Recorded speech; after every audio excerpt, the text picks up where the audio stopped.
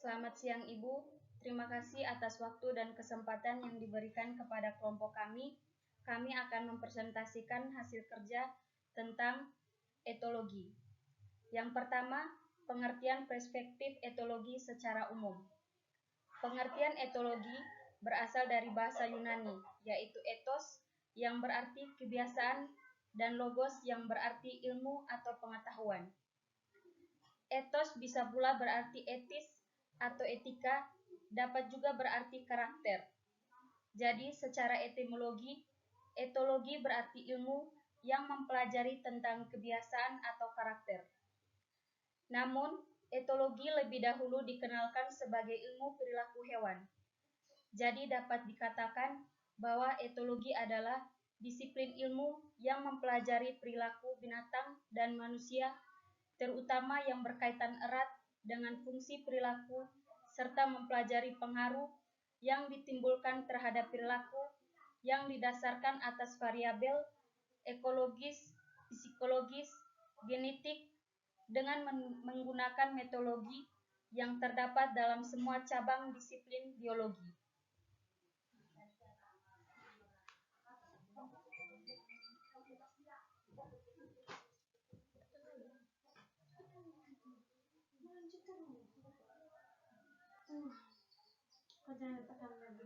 Tapi ini BA terus ini.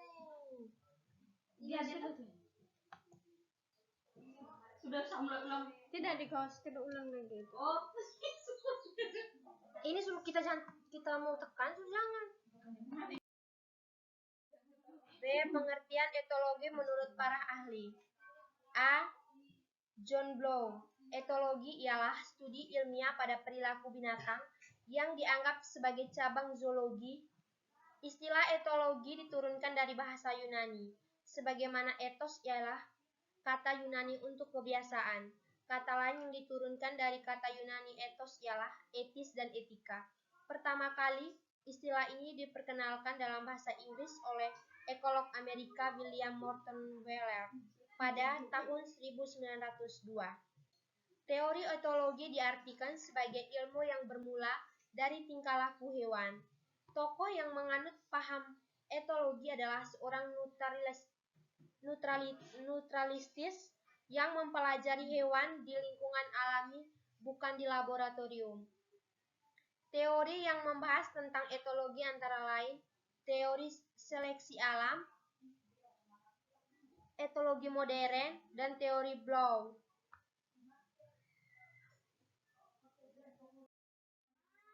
B. Hinde. Teori etologi merupakan sebuah studi mengenai tingkah laku, khususnya tingkah laku hewan. Teori ini juga menekankan bahwa kepekaan kita terhadap jenis pengalaman yang beragam berubah sepanjang kehidupan.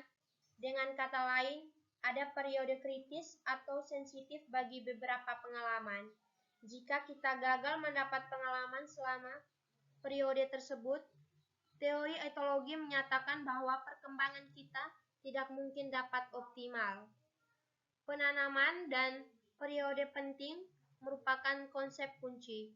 Teori ini ditegakkan berdasarkan penelitian yang cermat terhadap perilaku dan keadaan nyata. C. Nicolaus Tinbergen. Etologi menekankan bahwa perilaku sangat dipengaruhi oleh biologi, terkait dengan evolusi, dan ditandai oleh periode penting atau peka.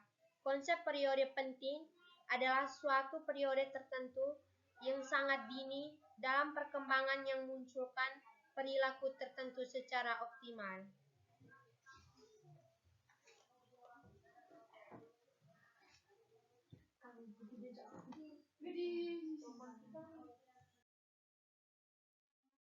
C. Perbedaan dan persamaan psikolog komparatif. Etologi dapat dibedakan dengan psikolog komparatif. Psikolog komparatif awal berkonsentrasi pada studi pembelajaran dan kemudian cenderung melihat pada perilaku dalam keadaan buatan, sedangkan para etolog awal berkonsentrasi pada perbuatan dan keadaan alami, cenderung mendeskripsikan nalurinya. Kedua pendekatan ini saling melengkapi daripada bersaing, tetapi menimbulkan perspektif yang berbeda dan kadang-kadang bertentangan dengan pendapat tentang zat bahan. Mekanisme perkembangan. 1. Etologi menekankan pada proses biologis yang berinteraksi dengan pengalaman. Kematangan fisik, termasuk perubahan hormonal, perkembangan lokomotor, dan peningkatan efisiensi sistem saraf menandai pentingnya periode sensitif. 2. Sebagai tambahan dari perubahan biologis sepanjang rentang kehidupan, terdapat kemampuan belajar yang innate atau yang umum dan spesifik. Kemampuan ini terkait dengan tingkah laku insting, yaitu tingkah laku yang tidak pernah dipelajari dan muncul karena stimulus eksternal tertentu. Contohnya, tindakan penyelamatan diri anak ayam oleh induknya karena dapat merespon kapanpun jika anak-anaknya berada di dalam bahaya. 3. Kemampuan belajar yang dibangun sampai sistem saraf inilah yang memungkinkan organisme dapat belajar dari pengalamannya. 4. Etologis juga mempelajari perilaku yang dipelajari atau learned behavior yang ditujukan untuk adaptasi.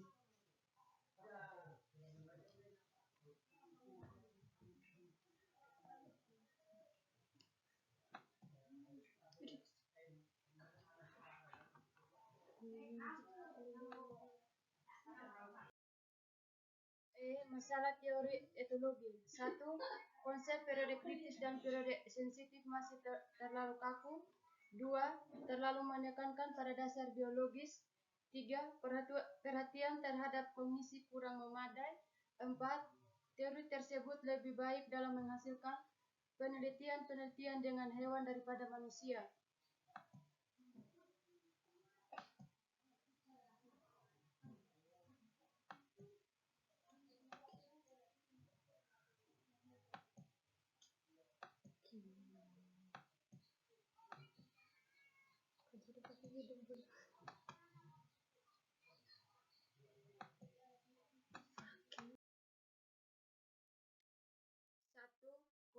Kolaborator Lorenz Nicotinbergen menemukan bahwa etologi selalu perlu memperhatikan 4 jenis penjelasan tipe hal perilaku.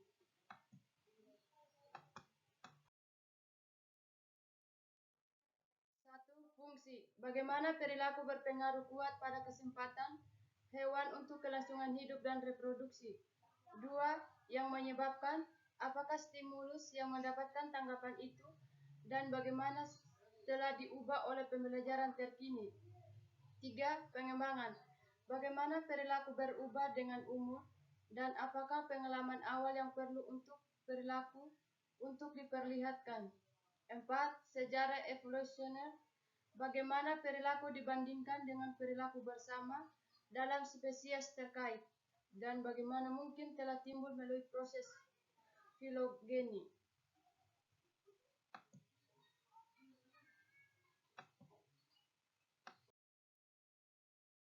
Penyebab timbulnya perilaku manusia.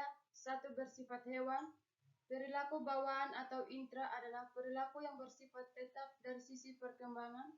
Pokok utama dari perilaku bawaan adalah bahwa kisaran perbedaan lingkungan pada individu kelihatannya tidak mengubah perilaku dari semua kajian hingga saat ini. 2. Diperoleh hasil dari belajar.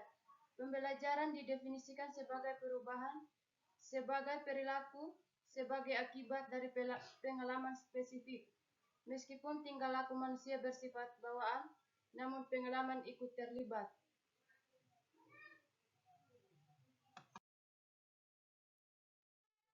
3.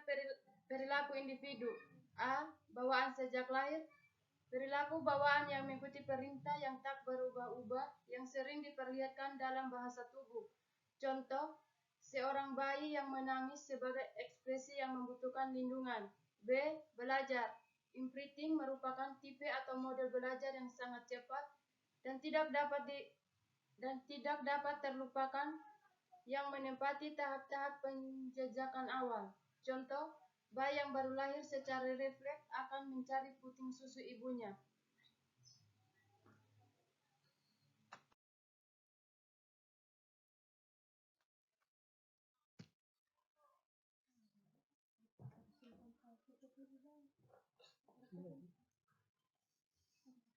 Solusi: Lawrence Timbergen dan von Fritz secara bersama-sama dianugerahi hadiah Nobel pada 1973 untuk karya mereka dalam etologi pengembangan.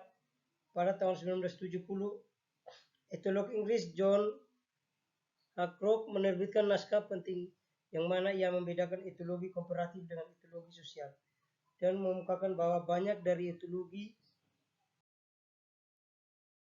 psikologi komparatif yang lebih tradisional, etologi sosiobiologi, dan ekologi perilaku. Dapat dikatakan penerapan etologi dapat dilakukan dengan 1. Mengetahui informasi tentang orang tersebut sebanyak mungkin. 2. Mengamati tingkah laku khasnya. 3. Membandingkan dengan tingkat laku yang lain. Sekian dan terima kasih presentasi dari kelompok kami. Selamat siang.